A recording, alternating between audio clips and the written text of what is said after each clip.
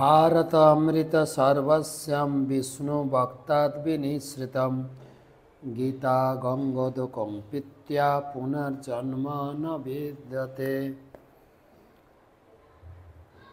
এই ভগবত গীতা হচ্ছে মহাভারতের সারাতিসার।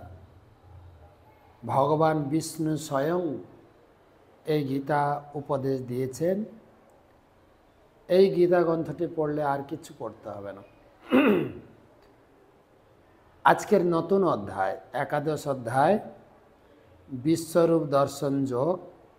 অর্জুন উবাচ মদনুগ্রহায় পরমম গুহ্যম অধ্যাত্ম সংগীতম যত্তয়োক্তং বচস্তেন মহ্যয়ং বিগত মম।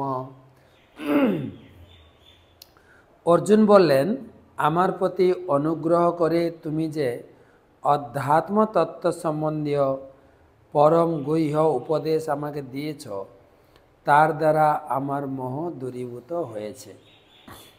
এখানে অর্জুন দশম অধ্যায় শোনার পর তার অনুভব ব্যক্ত করেছেন যে দশম অধ্যায় খুব ভালো লেগেছে, আমি যা যা জানতে চেয়েছিলাম তুমি সেগুলো বিস্তারিত করে বলেছ। এই জগতে যত কিছু সৌন্দর্য, যত কিছু আধিক্য, যত কিছু ঐশ্বর্যযুক্ত, যত কিছু প্রভাবশালী, সেখানে আমার অনুভব করবে। এই শিক্ষাটা অনেক জরুরি জগতের জন্য। এই জগতে কেউ একটু ক্ষমতাবান, কেউ একটু ধনী ধনবান, কেউ একটু সৌন্দর্যবান হলেই ভগবানকে ভুলে যায়। আমি আমার পিছনে কত লোক ঘুরছে, আমি এত সৌন্দর্য, আমি এত ধনী, আমি এত ক্ষমতাবান, আমি কেন ভগবানের কাছে যাব? আমার পিছনেই হাজার হাজার লোক ঘুরছে। এটা হচ্ছে ভ্রান্ত ধারণা। শরীর থেকে আত্মা চলে গেলে আপনার পিছনে আর কেউ ঘুরবে না।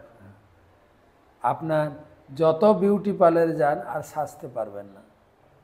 তাই ভগবানের এই দশম অধ্যায় শুনে অর্জুন স্বীকার করলেন যে আমি বুঝতে পেরেছি, আমি তোমাকে সব জায়গায় তোমার উপস্থিতি অনুভব করছি।